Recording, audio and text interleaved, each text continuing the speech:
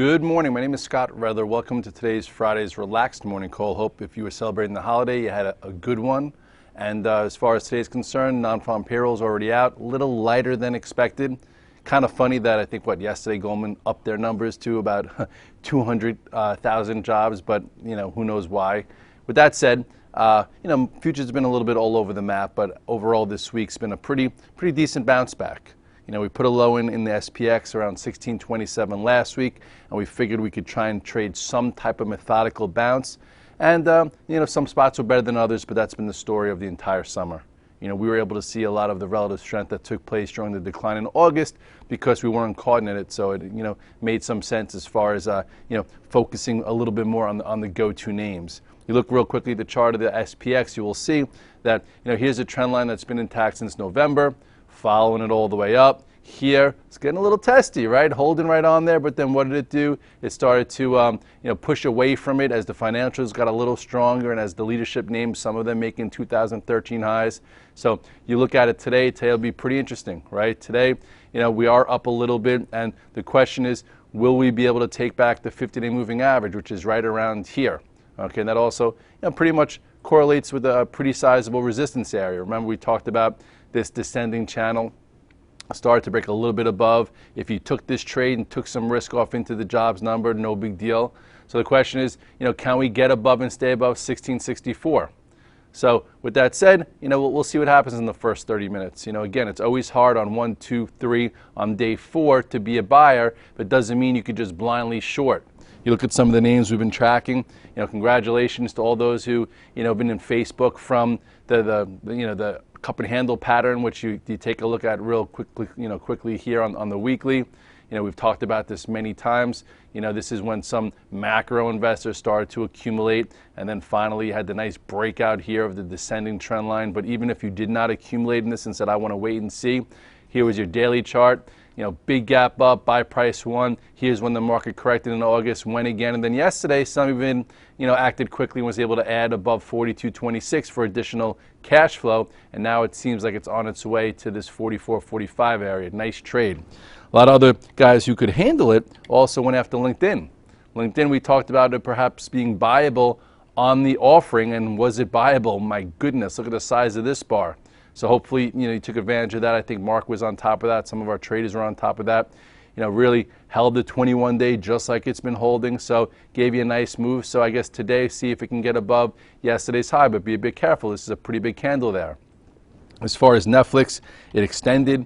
We've been talking about this stock all year long. Okay, this has a phenomenal trend that's been intact since this huge gap up, following it all the way up. Nice little buy prices along the way.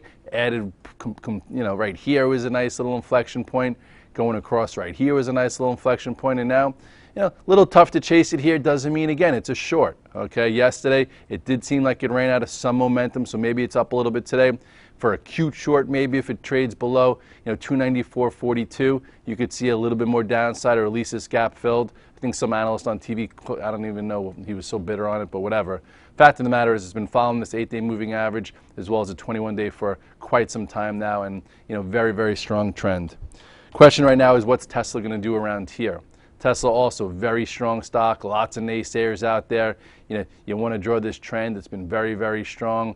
Only at the test of the 21-day here, right here, for a day, and now it's setting up again. So the question is, will we get some type of momentum trade in the next few sessions? A lot of my guys are watching it, including me.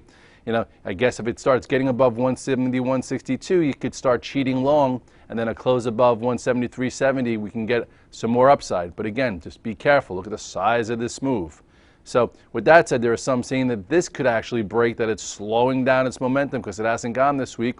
We shall see. I wouldn't get too overly excited on the downside either unless it starts breaking below, this 165.50. So at this point, it's been really a no trade as the action's been in some other names that have been catching up, like a Google. Pointed out the day one in Google, on Tuesday, and look at this nice move Google's had for people who target the trade. Okay, here's pretty much support, held in pretty well. This is obviously when it broke its little trend line here after this, outside day on the inside range. And since then, it's been a nice trade. You know about my rule. Day one, you buy. Day two, maybe even add. If you get confirmation, day three, you're a seller. And now it's up on day four. So back into this resistance, I think it's a little tricky to just initiate. If you can trade price action, maybe even get a cute little trade, if it were to trade back above yesterday's high, just for a pause. But overall, this move looks a little, potent enough to have it continue. The question is, does it need a rest and need to flag? Same thing with your Amazon, which is also, had a pretty nice move. I know Sperling was trying to target this one, and you look at this, pattern here. It went below this 285, so it got a lot of people out, but didn't go, below the 100-day. And from here, you could call this a falling, descending, channel type trade. Went to the upside. If you got out at 295 or on this false breakout and you were looking for some type of buyable strategy, there it was. This also day 1, 2, 3. And now, see what it does here. Let's see if it could hold in there. Okay, right now it's up a little bit. If it creates a nice little up-level flag, we'll get another pattern to trade. Perhaps it trades below yesterday's low for a cute little short. But I think overall, as long as it stays above this area, it's back in play. Some of the banks, real quickly, tried to have a little 3-day move. I wouldn't say they were so powerful and so convincing, but a little bit of a move back. Let's see how it, they get handled today. Just real quickly, TBTs are a little softer today because of what took place, with the weaker than expected NFP. I do think at some point it will be buyable.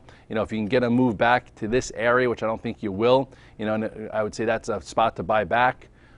Overall, this whole move caught people flat-footed, which I really don't understand how. We've been talking about rates rising for the entire year. It was in our 2013 thesis. But anyway, with that said, closing the high. Some people thought we were going to have a big number, so some traders might be a little blindsided. Here is support 1, support 2. I do think at some point it'll be buyable for those of you who are looking to continue to buy, the TBTs, or I do think the TLTs will be shortable at some point.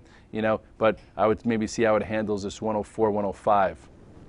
Gold, very erratic. We've talked about this trade many times, starting from the, obviously earlier in the year when it was in a significant downtrend. So for those who avoided it, this was that blood on the street low on June 28th. This is when this trend broke to the, to the upside, another nice trade. And then it started getting a little wishy-washy.